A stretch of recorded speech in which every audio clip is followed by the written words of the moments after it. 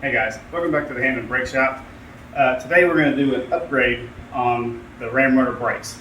I decided to go with Wilwood, and the kit I decided on brought down the price some. This is kind of a hybrid kit from a company called drdiff.com. What this consists of is this rotor. This is the Chrysler C-body rotor. This is 11 3/4 inches over the stock, like 10-inch that came on the B bodies. It comes with bearings. It comes with seals. It comes with this shield, which I've already installed, and it comes with this steel braided hose. In the kit also is this bracket. This is a mounting bracket for the caliper. The caliper I decided to go with the kit is this Wilwood 4-piston. This is not the largest caliper to go with, but it is a good one. This is considered a stage 2 upgrade. We're going to install it on this car. I've already gone through the trouble of installing the bearings and seals into the inner side of the rotor. I've already installed this brake shield. It just comes with the kit. It comes with these 3 bolts. It comes with a dust shield for it. And I said it comes with this kit and this little mounting kit that keeps the brake hose tucked up in this little bracket up here. So we are going to begin installation. Oh, by the way, to bring this up, this car did not come factory with disc brakes.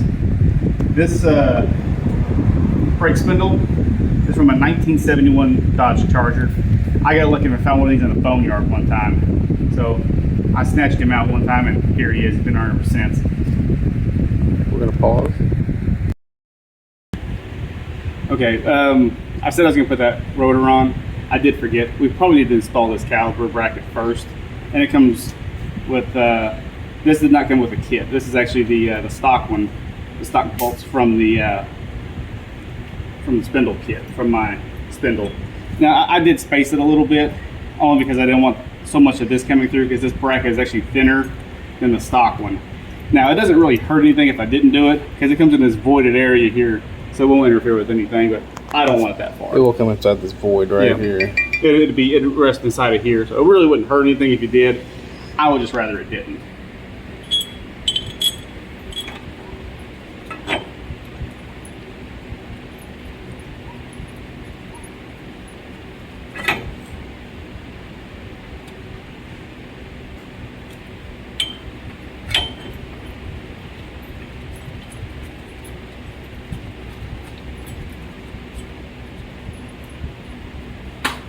To 3/4.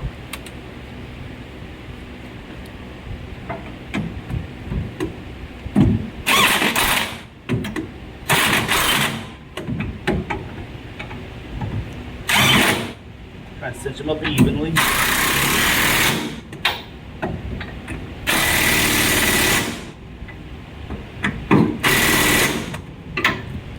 As you see, when I did that, these barely come through now. That's preference, but you don't have to do that. Now we're going to install the rotor.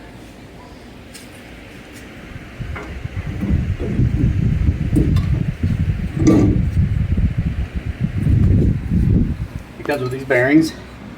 I've already lubed them, packed them in. Insert that washer. It has that groove. Slip it in.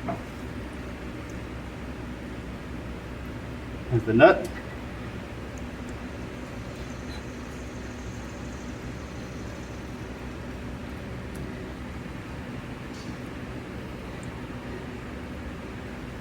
Just so you know, guys, it's like 95 degrees in this garage today, so I'm sweating a little.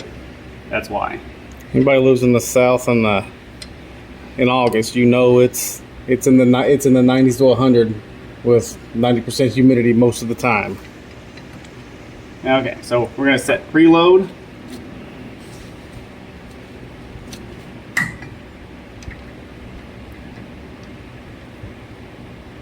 You know, and I don't really do it with this usually. I'm going to switch tools. I usually use an adjustable wrench. I'll be right back. Okay, so I changed tools. I'm going to get this crescent wrench instead. This is usually how I set my preloads. You're going to spin it a little, go back it off, see how much further it spins. But your bearing needs preload to lubricate those the rollers. So we're going to tighten it up again.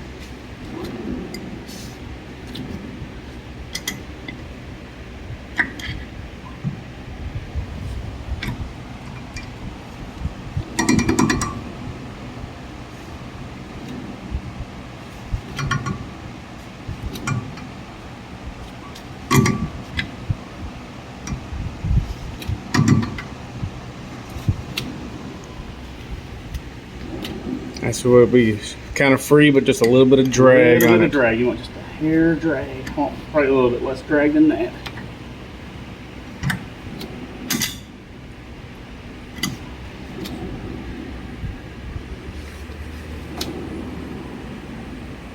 Perfect. Okay. So the rest of it is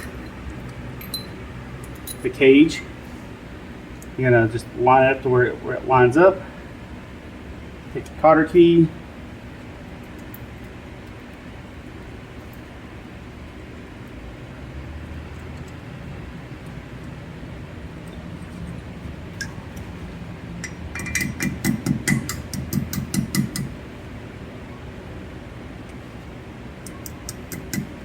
All right.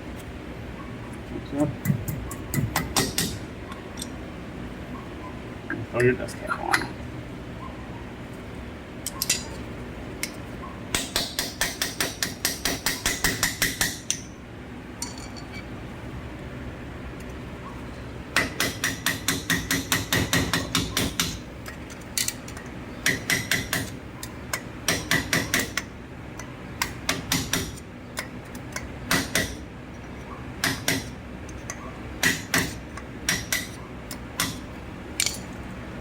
Alright, we're gonna install this caliper. The kit also came with these brake pads. All you do is load them to the top, slip the pin through and bend it over. These are preloaded. This right here is the tricky part when it comes to Wilwood. Earlier I was holding these. These are your spacers. It comes in this little package here. All you do is pick them out and set it up. So the idea is when it sits in there, your brake pads are going to level up and be 100% level inside your rotor cat here.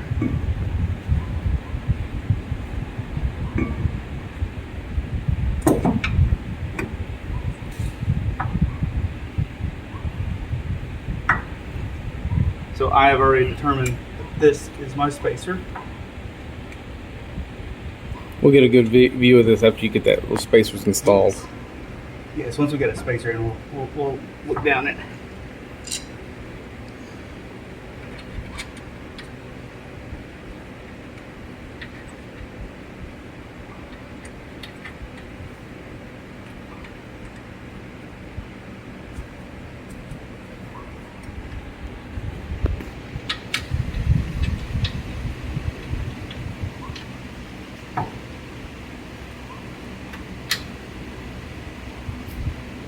.3/8. I'm going to use a gear. Now it's not a regular bolt. As you can see, the head on this thing, it's a 12 point. So I have my gear wrench. It's a 12 point gear on a 3/8. Set it to tighten.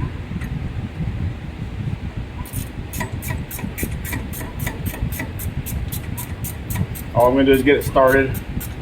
Run it down a little before I get it tight. I got to reinstall the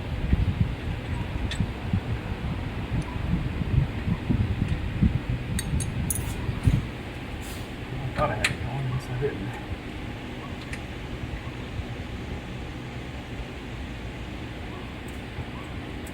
Got it now.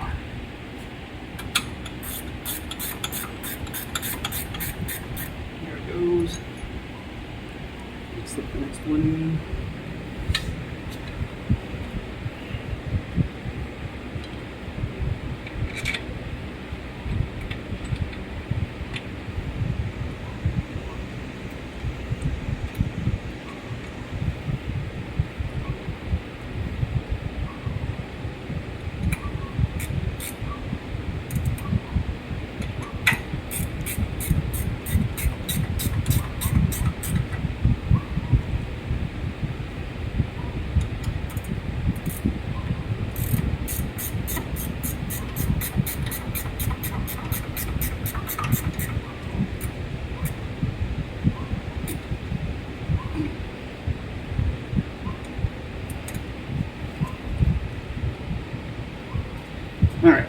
take a peek in there. You'll see how the rotor brake pads have lined up evenly.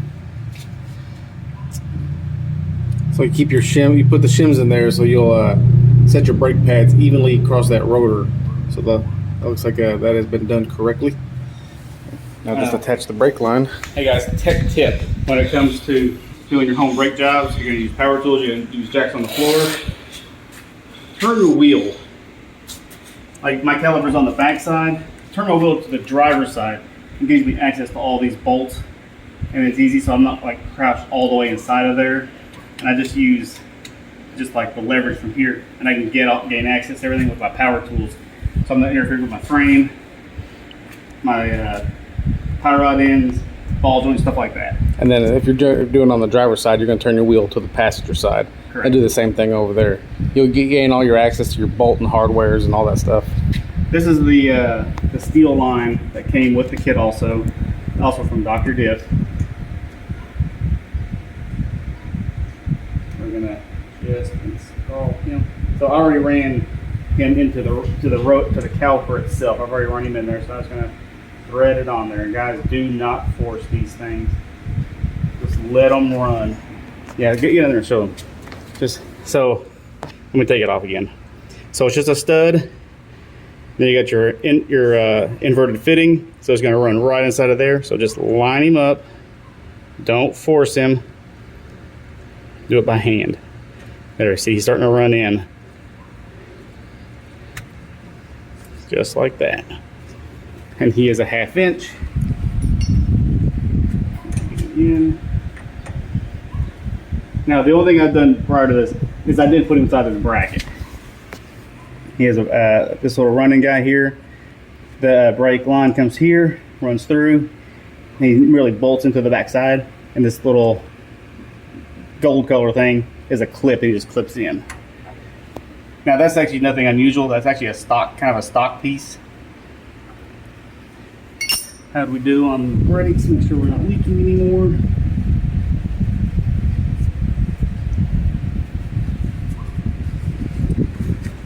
Perfect. He is not leaking anymore. All right, that is the install. Now, we'll have to do to pretty much bleed them out now. Well, sorta. One more surprise for you guys. He didn't even know this.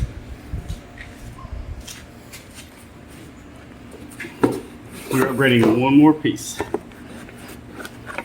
We're gonna upgrade the master cylinder. I talked to the guys at Wilwood. It's best if you can confer with them because they can help you figure out your bore size you need. I decided to go with a 15/16 bore. That gives me the optimal line pressure according to them. So we're going to install. All right, we're going to go ahead and do a bench bleed on this thing.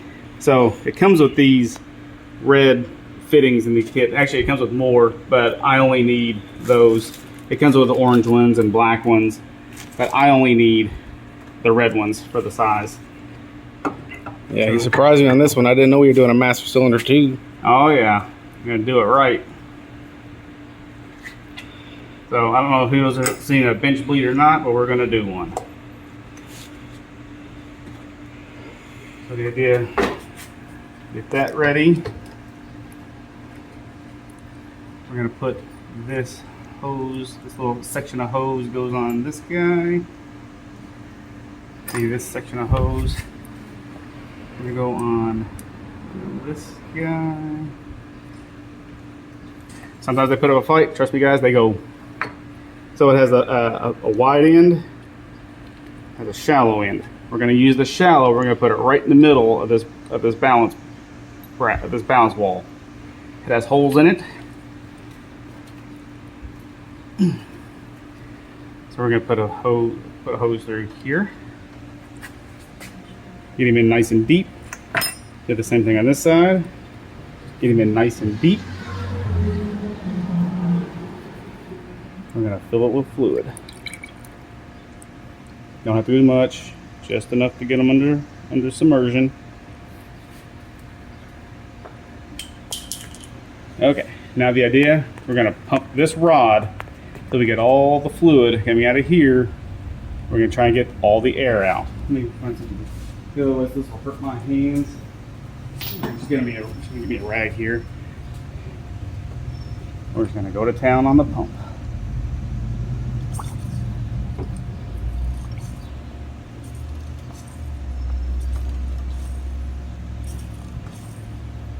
See all the air coming out? Those are the bubbles. This is what will be trapped in your brake system if you don't pump, if you don't bleed this thing properly first. You'll never get it all on a bench bleed, just so you know. You'll never get it all. And you get most of it, and you get the rest of it out during your brake bleed at the end.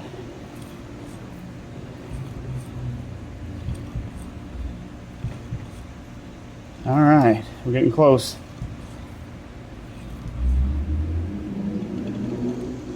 You go slow. See, we'll get almost nothing left. It's all getting clear. All right, this is all you require on a bench bleed.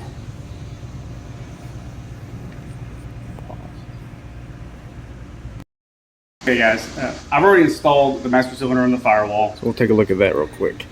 So one thing I didn't mention, and I should have, and the reason I'm holding this Corvette master cylinder, this is what I was running for a while.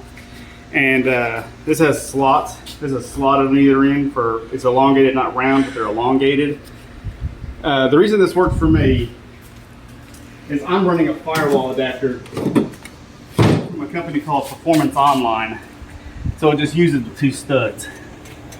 So if you're running a Mopar B body with manual brakes, that's a bolt, and they mirror on the other side. This makes your firewall plate for your braking plate. Then these two studs are one here, one on the other side. They merely thread in with that 12 millimeter nut. And that's the exact configuration you needed for this to slip into place. Hey guys, hit me up online on the comments if you want a part number to that Performance Online adapter plate. I don't remember what it is off the top of my head. I've been running it for so many years, but it's POL.com, or just Google performanceonline.com, and it comes with that part number, and that's it. So the only other thing we need to do now, we need to make the push rod for the pedal. The pedal on the inside nut is a 7/16, and it's a 3/4 bolt, and it just like slips through the pedal. But there needs to be play that needs to be built into that. If your pedal is too tight, not enough give, when you drive along and everything starts to heat up the aluminum, your pedal will push so far against the outside that's going to push the pedal up. And then when you go to step on it, it's going to be stepping on a brick, and your brakes are not going to feel very good at all. Like, it's not going to stop very good at all. So the idea is you want a little bit of slop in that pedal. And I'm gonna show you what that slop's supposed to look like here in a few minutes. But I may have to shorten. I already have one of these. This is a threaded rod with a long side of a nutsert type thing. So another piece of this rod. This is supposed to go on the back of the master cylinder. I'm gonna put it on next, and this goes to your braking rod. So usually it comes this way and is a circular. It's an eyelet. It's an eyelet for the bolt to come through for your brake pedal. I've been told by some people I might have to shorten this one to get the length right. And I'll let you know about that in just a minute. So, okay, I got it reinstalled here. I did have to cut. It took me a couple of times to cut it to make it right, but there's the eyelet. That's the kind of the play you're looking for. It's kind of what you're needing. So as you can see, it's through the firewall. There's the eyelet, there's the bolt, and there's a nut on the backside, and there's my brake light switch right there. Got the, with the blue crimp connector on it. That's my brake light switch. So we got it about where we want with the play. Now we're just down to bleeding the brakes. Hey guys, welcome back to the Hammond Brake Shop. This is going to cap the video off from the Wilwood brake upgrade. I'm going to go back and explain a few things. We was going to do the payoff video, showing how good it did. It didn't go well. And this channel, we're going to embrace a few mistakes, and this is a mistake. This was the master cylinder that I was using. It was a 15/16 bore. It was evidently not the right size for this application. We had to go back with Wilwood, do a few calculations, and turns out for volume, I had to go to a 1-inch bore master cylinder instead of that 15/16 bore. So I now have a 1-inch bore master on there, and the car stops a whole lot better. So I think now would be the time, let's go pay it off.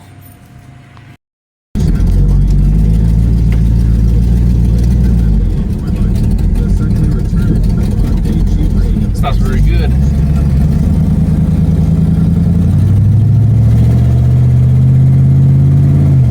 We're gonna stop at the stop sign. We're gonna stop.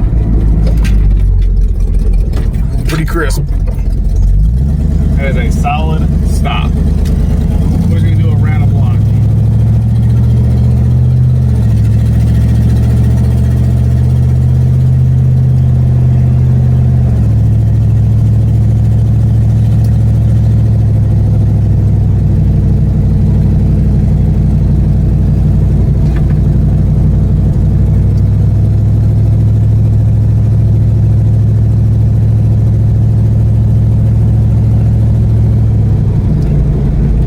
It's a 25-mile-an-hour zone here, so we're going to give you a better speed to stop it with.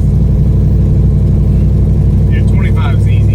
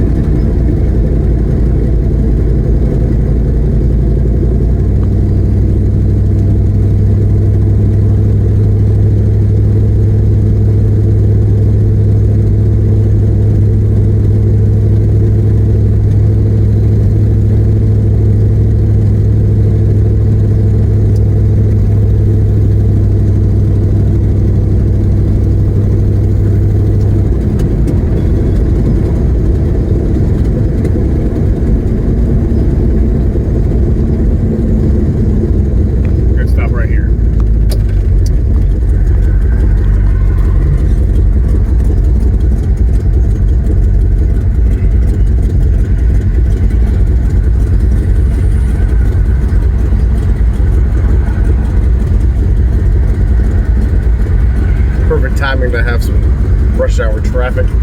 It's a pretty busy time of day. Well, we'll get in the light here in a second. We'll get the light anyway.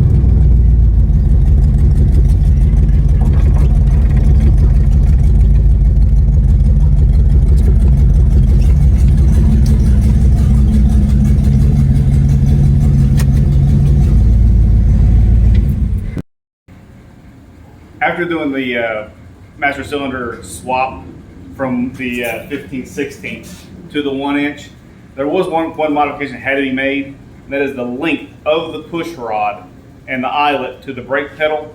And also keep in mind, I'm also running a manual brake system, not a power brake system. This, even though it is Wilwood upgraded performance brakes, because it's manual and the weight of the car, there is heavy foot pressure in order to get the car to stop, like it should. Although it is stopping perfectly and is well within reason, it's not like I'm standing on it or anything. But it is significant pressure over a power brake system. Just keep that in mind. I think that's everything I got for you guys. So catch us next time. Don't forget to like, share, and subscribe.